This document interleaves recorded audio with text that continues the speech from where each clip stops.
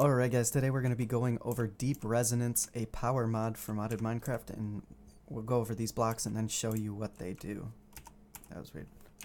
Anyways, the generator controller, smelter, tank, purifier, pedestal, valve, infusing laser, generator, and a crystallizer. So first we'll go over a basic generator setup, which is the generator block next to a generator controller, a pedestal, and an energy collector, and the energy collector connects to the crystal that's nearby. It doesn't have to be next to it.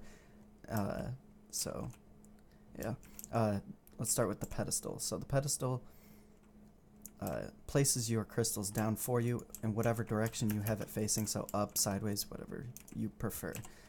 And whenever a crystal is used up, it turns gray, and the pedestal will automatically pick up the crystal and place down the next one and put the depleted crystals in the nearest chest or slot that it can be put in.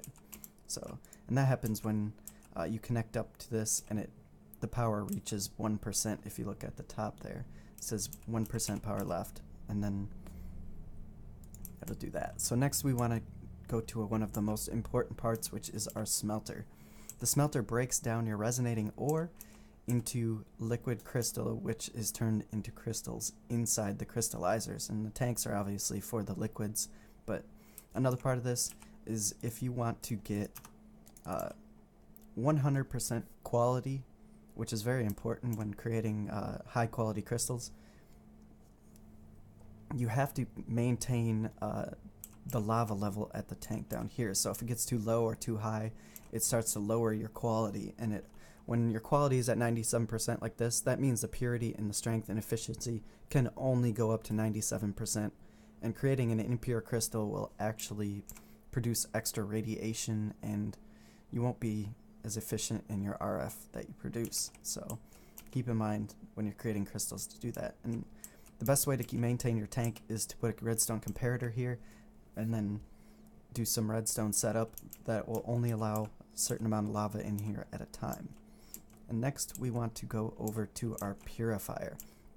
Now the purifier, what this does is takes the liquid that's in a tank and begins to make it better purity, basically. So I've got this set to 50, that's why I took it out of that tank. If we set it up to like 90, it shouldn't do that, which actually we gotta break this to continue on with what I wanted to show you. I had it all set up, but I messed up. So basically, this purifier is using its filters that we put in here, purifying the liquid a bit, and then that takes us to our next block, the valve.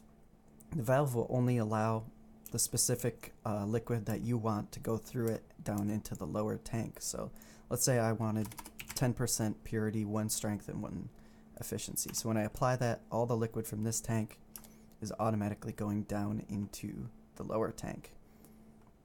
Now in the lower tank, this is where you want to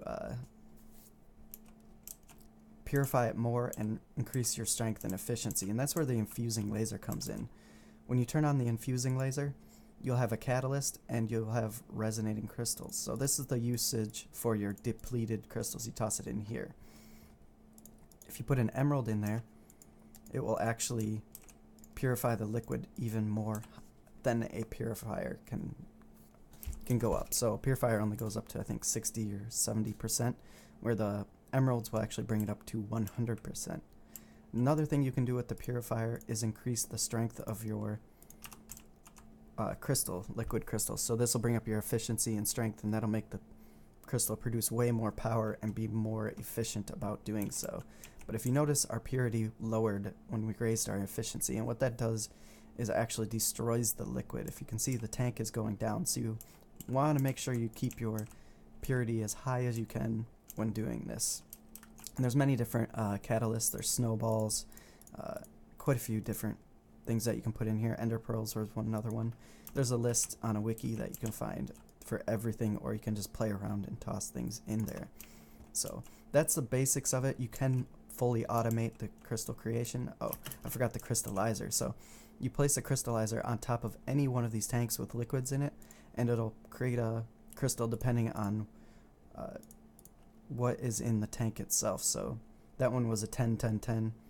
this next one will equal 90 or 10.2 So whatever you put in here is what it's going to make. So next, I'm going to show you an actual reactor fully running and what it can produce. So if we come over here, I've got these hoppers feeding into our pedestals that we showed you earlier, and they're placing down our crystals for us.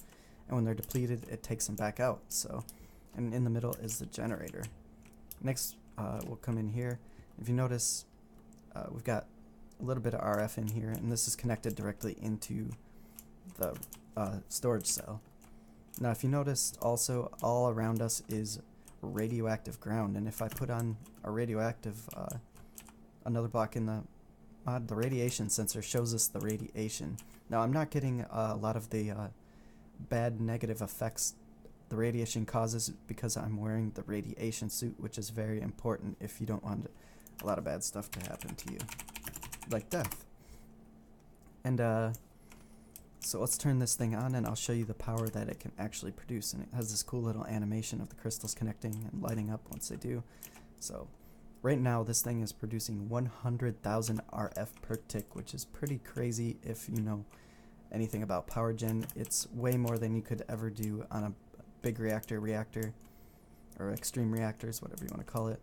And also, each one of these crystals is producing 20,000. So it's actually, this power cell can't handle the amount of power that's coming out of here. So we've got 3 crystals on each wall, and if you times that by 20,000, you get pretty close to 300,000 RF. And it's not limited to this number of crystals. You can actually put in way more than this. So if we hooked up more energy cells on the outside of it, it would be producing quite a bit more. And also, I forgot to mention the deep obsidian, or dense obsidian. This is what stops your radiation. So as you saw how the radiation was escaping from here, that's why I was in that bunker. If we seal this off adequately, you actually won't get radiation, or you reduce the radiation quite a bit by containing your reactor. So you don't want this thing near your base, and but it definitely rivals or is even better than a big reactor in my opinion. And I think that just about covers everything. I think you should definitely check this mod out if you're looking for a high level power source.